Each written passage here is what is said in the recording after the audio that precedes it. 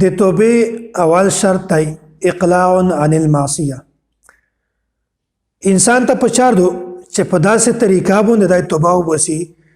چې دای د ګناه نه بالکل ځون بچ کو. خدا توبه حقیقتا توبه هوي. مثلا یو کس دی هغه په بدنظری کې مبتلا دی، بدنظری کو غلط شي نه کسي چې هغه د شریعت او د مزاج مخالف دي، نو دای د الله تعالی نه د توبه وباسي، الله تعالی نه د معافي وغوړي، الله تعالی ته د توبه وباسي چې یاله زه خو ګناهګور انسان یم، کمزوری یم، د مونږ بدنظري وشوله، آینده زه کله هم بدنظري نه کوم، یاله مو معاف کا. نو دته اوس په چار دو چې د آینده د دغه بدنظري نه بالکل ځون وساتي، دغه شی کتل نه د بالکل ځون وساتي. دا ته اقلاع عن المعصیه، دا د توبې اول شرط دی. یو سړی دی هغه د چا نه رشوت وخلی، هغه غلا کو، غیبت کو، بل د ګناه ولا چار کو، نو دای د الله تعالی نه معافي وغوړي، الله تعالی ته د توبه وباسي چې یا الله زه کمزوری یم، د مونږ د ګناه وشوله، آینده او د ګناه کله هزه نه کا. نو دته په چار دو چې آینده دای د خلق نه رشوت نه واخلي، دای غلا نه وکړو، دای بدنظري نه وکړو، دای غیبت نه وکړو، هر ګناه نه وکړو. نو دا حقیقتا توبه ده، الله تعالی ته دا خوښه ده. او یو توبه ده ملانډې ولل، تمسخر، مذاق. دا ده چې یو کس په بازار کې راون وي، بدنظري هم کو، موبایل کسي بدنظري هم کو، او دغه سره سره دا وایي چې استغفر الله استغفر الله، توبه توبه. دا خلک څه څومره په ګناه کې مبتلا دي، څومره د ګناه چارې کو، استغفر الله استغفر الله، لا حول ولا قوه. دا بازار کې خلک څه څومره په ګناه کې مبتلا دي، څومره غلطه چارې کو، بدنظري هم کو، او په ژبه سره کلمات هي، دا توبه الله تعالی ته نه خوښ. نو اصل حقیقتا توبه هغه د چې سړی بدنظري کو، الله تعالی نه معافي وغوړي، پرېږده. کیما غلطه چار کې د الله تعالی نه معافي وغوړه، هغه چار پرېږده، دا ته یایي حقیقتا توبه. دا الله تعالی ته خوښه ده. او الله تعالی ته د انسان د هر معاملې په باره کې پته شته چې دا انسان څومره په یبه کې دی، دا انسان څومره نیک دی، دا انسان څومره بد دی، ګناهګور دی. الله تعالی ته د هر شي پته شته. خو سمجدار انسان هغه دی چې دای په خپل نفس کې، په خپل جسم کې، په خپل عبادت کې، د خپل انفرادي زندگی کې، اجتماعي زندگی کې، او داسې په خلوت جلوت په هر ځای کې دای په خپل نفس جسم باندې غور او فکر وکړو. ټول اعمال مخته کښږ دي، داس چې کیم ګناه چارده کړی وي د ګایز نه په دا چارې باندې مراقبه شریکو، محاسبه شریکو، غور او فکر وکړو چې مونږ نن دغه چار غلطه کړی دی، یا الله دا آینده زه نه کا پرېږده. مو دا چار غلطه کړی دی، د چا سره مې ظلم کړی دی، غیبت مې کړی دی، دا چار مې کړی دی، یا الله آینده او دا چار زه نه کا، دا چار پرېږده. نو سمجدار انسان هغه دی چې دای په خپل جسم کې، په خپل ځون کې غور او فکر وکړو، او دای هغه د ګناه شي نه مخامخ وروړي چې یا الله دغه ګناهونه مو کړی دي، دا آینده زه نه دغه چاره زه پرېږده. نو سمجدار انسان داسې دی چې هغه په خپل ځون کې غور او فکر وکړو. نو دغه اول شی دی اقلاع عن المعصیه، چې انسان په ځون کې کیمه ګناه وویني، هغه ګناه ده پرېږدي، بس هغه ګناه ته د ورنږدې کېږي نه، د هغې ګناه نه بالکل ځون بچ کو. دا ته یې اقلاع عن المعصیه. دا د توبې اول شرط د زړه په تختې در سره ولیکئ چې کله ها د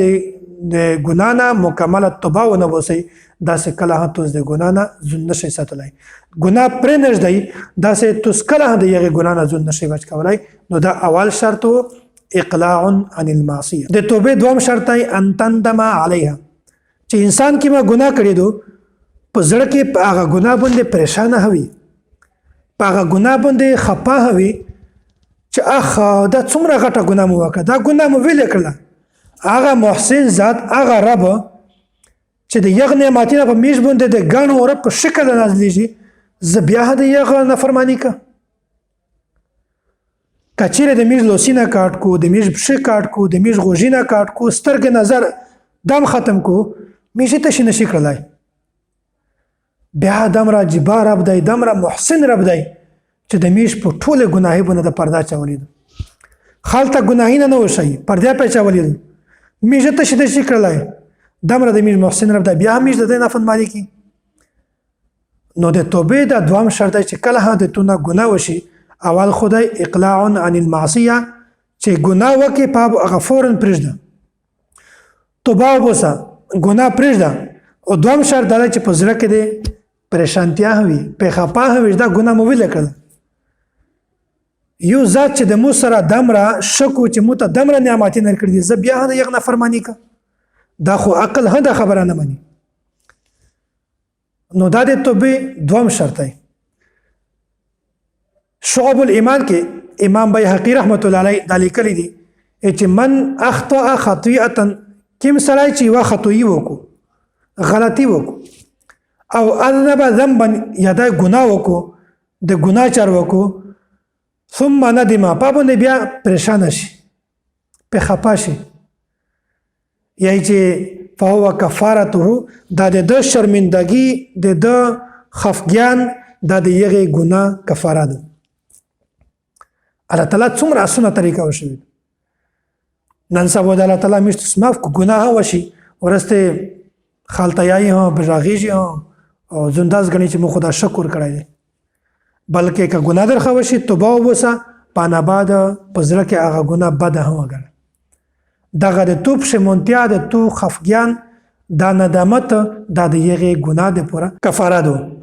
او داسې صلحای کرام صالحین دا خبره بیانوي یا چې صرف په ژبه سره استغفار ویل په خلا سره توبه استل استغفار ویل دا توبه نه ده بلکې توبه د دوی شای د مجموعي نوم دی په ژبه سره استغفار او په زړه کې په هغه ګناه باندې پښیمانتیا په هغه ګناه باندې په زړه کې شرمندګي خپه کېدل دغه دوی سره د مجموعي نوم توبه دی یو سړی ګناه وکړي په باندې توبه هو وسی په ژبه سره استغفار ده او استغفر الله د الله تعالی نه معافي هو غوړي هو کچېره په ژبه سره استغفار وي دغه حقیقتا توبه نه ده بلکې دا استهزاء ده یو ملانډي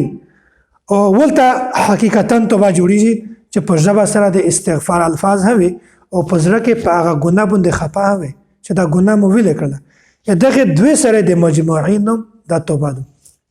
نو دا د توبې دوام شرط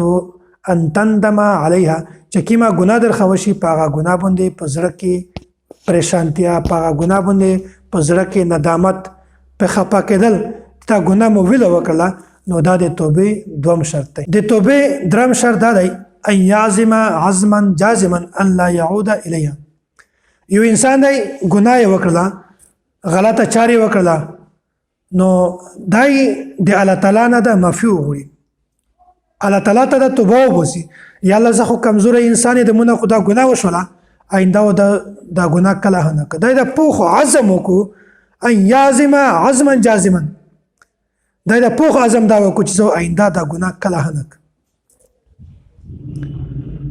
نو د توبې اول شرط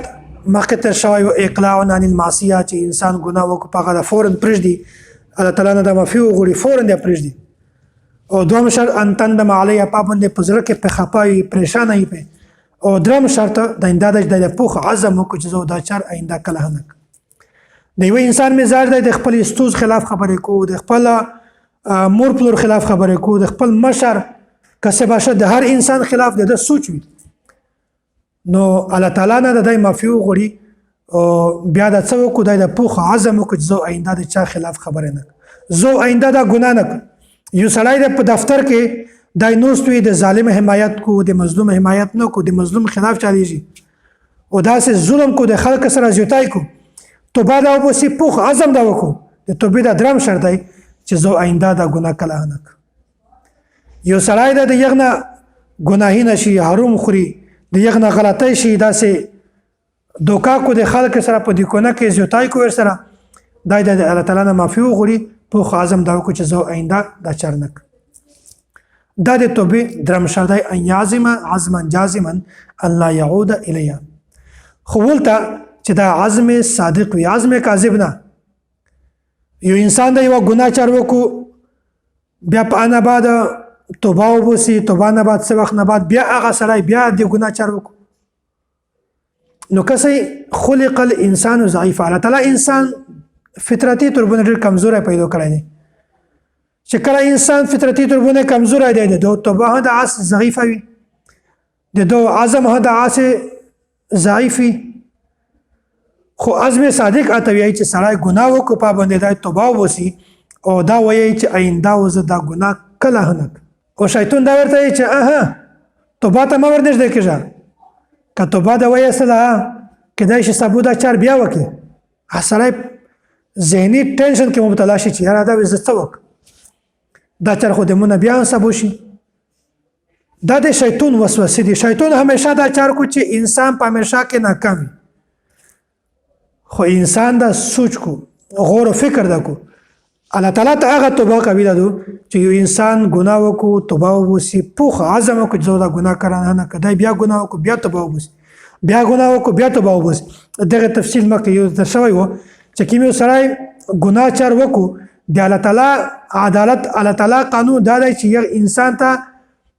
چې کله توبه وباسي د دې انسان زور ریکارډ ټول ختم کو ویس ختم یې کو. خو د په دنیا کې عدالت قانون داسته نه چې د انسان ریکارډ ختم کیږي، نه ختم کیږي نه. که یک انسان سړی معاف شي یو سزا هم ملاوي شي د یو ریکارډ محفوظ وي چې آینده چې دغه ګناه وکړي یو ډبل سزا ملاوي شي. خیر هغه تفصیلی خبره تر شوی دو. خو انسان ته په چار دو چې کله د ګناه وکړو په نه بعد د پوخ عزم وکړو چې زه آینده دغه ګناه کله نه. دا د توبې درم شرط دی ان یعزم عزما جازما ان لا يعود الیه. د توبې څلورم شرط دا دی چې کوم حقوق په د باندې دي هغه حقوق ادایګي د شریکو، که حقوق الله وي که حقوق العباد وي، که د الله تعالی حقوق وي که د بنده حقوق وي. په تو باندې المنځنه پوت دي المنځنه د قضا کړی دي د یغه قضایي شریکه. که یو انسان ډېر منځنه قضا کړی وي نو د یغه د قضایي ترتیب دا د مختصر مسله ته بیانوم چې اول دغه په خبره یقیني کو، دا خبره د یقیني کو چې د مونږ څومره وخت المنځنه قضا شوی دی، د یو کول دی د یو میاشتې دی د لاس رزي دی څومره دی. بیا د یغه قضایي ترتیب دا شریکو چې غایز مینز قضایي کو چې زه د غایز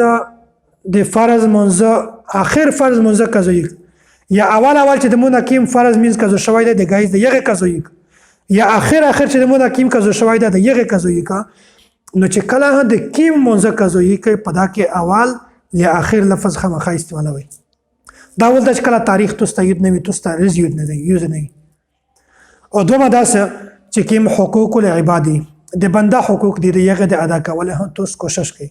چانه د قرضه وخصته د یغه د ادایګي کوشش وکا الله تعالی په مرګ نه مخکې تو ته د حقوق د ادا کول توفیق تر نصیب کوي. او داسې خلاصه در بیانوم د توبې څلور شرایط. اول شرط د اقلاع عن المعصیه چې کوم انسان ګناه وکړي په باندې توبه وکړي د یغه ګناه نه ځون بچ کوي، ځون د هغه ګناه د پرېږدي. دوم نه ان تندم علیه چې کوم ګناه کړی په باندې پزړه کې پښیمانه شي خپه دی چې پزړه کې په خپه وي دا صحیح توبه ده. او درم نمبر دا دی ان یعزم عزما جازما ان لا يعود الیه چې کوم ګناه د کړی د توبه وباسه آینده عزم وکړه چې زه دا ګناه کله نه کوم. او څلورم نمبر دا چې کوم حقوق په تو باندې وي د یغه ادایګي کوشش وکړه. دغه صحیح توبه د الله تعالی د میشتوستا په صحیح طریقه باندې توبه کړل توفیق نصیب کو. او الله تعالی د میشتوس حسنات قبول کو، د میشتوس سیئات معاف کو، الله تعالی د میشتوس ګناهونه معاف کو، د میشتوس غلطۍ د معاف کو. او میشتوس ټول ته الله تعالی په دنیا کې هم په آخرت کې د خپل شان مطابق اجر عظیم نصیب کو. واخر دعوانا ان الحمد لله رب العالمین.